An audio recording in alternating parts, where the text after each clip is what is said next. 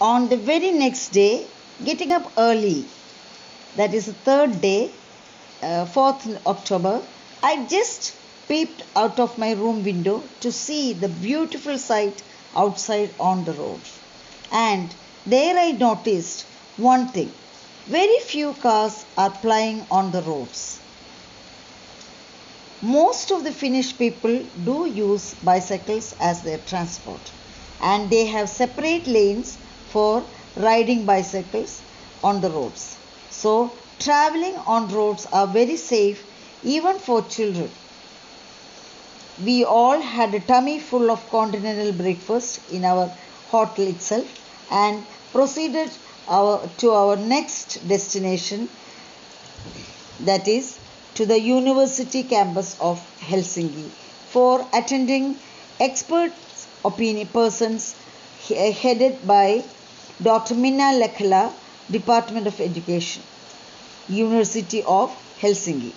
This session was done by her to promote whole school development in digital practices. Dr. Minna very patiently, very much cooperated with us, with our team, clearing all our doubts throughout the session. And once the session was over, we were all awarded a certificate. Our next destination was the International School of Helsinki to observe their school activities. One must know that in Finland, hardly very few international schools are there, and they are highly expensive schools where parents have to shed off a huge amount as school fees. These school parents are mainly the officials in the embassy, consulates, repatriates, and very rich and influential people. Here in this international school, the head of the school, Miss Kathleen Nagli, was waiting for us to receive us. She gave us a brief history of the school. The school provides high quality education for learners of ages 4 to 19. Its aim, it is an independent co-educational international school. It was founded as the British Preparatory School in 1963 and became IB School since 31st March 1992. The main attraction of the school is their medium of instruction, English. We were all offered a lunch together with the kids.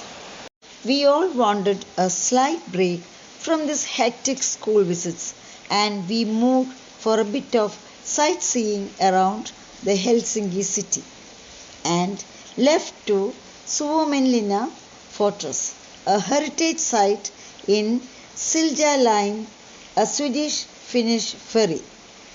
The ferry travel in the deck was really a challenging one due to the cold wind, but enjoyed every second of it. We were wonderstruck by the enchanting scenic beauty of the sea throughout the half-an-hour ferry ride. On landing there, in groups, we went to see the famous Suomenlinna Fortress. Before I proceed further, let me give you a brief history of this fortress. This is an inhabited sea fortress in Suomenlinna district on the 8 islands, of which 6 have been fortified. A number of museums exist on this island, as well as the last surviving Finnish submarine vessel. Due to shortage of time, I am not going into the historical part of Suomenlinna. In 1991, Suomenlinna became a UNESCO World Heritage Site. Tired by the continuous strenuous walking, exploring the location and taking the beautiful photos, we all returned to the ferry to go back. Did some teeny-weeny shopping of some souvenirs, and then we proceeded to some other places in the city. We all experienced tram ride, which was enjoyable. had lunch in another Indian restaurant, Samrat, and proceeded to the hotel to collect our luggage to board our cruise for Stockholm. Oh, I missed out about the prestigious visit to the famous National Library in Helsinki. It was a huge one in 3 stories, all neatly stacked books, many readers reading books in silence. Books on sale was also there. I also spent some precious time to read some books. Our huge cruise for Stockholm, Silja Serenade, was waiting there, and we boarded the ship, and our journey started at 5 p.m. through Baltic Sea. All of us were given twin sharing cabins in the 9th floor. It has 13 decks and can accommodate nearly 2,841 passengers. Though it was very acutely cold, windy, I enjoyed the top deck visit to watch the beautiful sights outside. I have heard many stories about shipwright in sea, that we may get seasickness and all due to strong waves and sea smell. But luckily, none of us had any such problems, and surprisingly, the waves were calm and we all had a smooth sailing. On the 3rd floor, they had a shopping area. On the 6th floor, a cafeteria and performance stage, etc.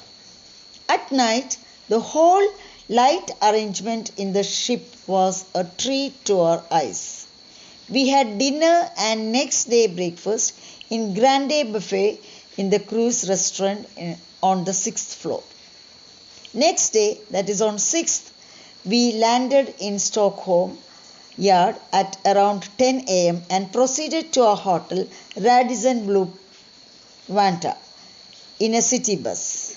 Once settled, some of us went out for sightseeing, shopping, and exploring the places. Dinner was arranged again in an Indian restaurant. Had a nice, sound sleep waiting for our final school visit the very next day. Our last leg of journey, that is on 6th day, that is 7th October, we went to the visiting the school in Stockholm by cabs. The principal of the school was waiting for us there personally to receive us, and we were all ushered to the conference room. By the way, school's name is Kungsholmens Gymnasium, Stockholm's Music Gymnasium. It is not gymnasium actually, it spells like that. The principal greeted us and gave us a short introduction about their school and Swedish education.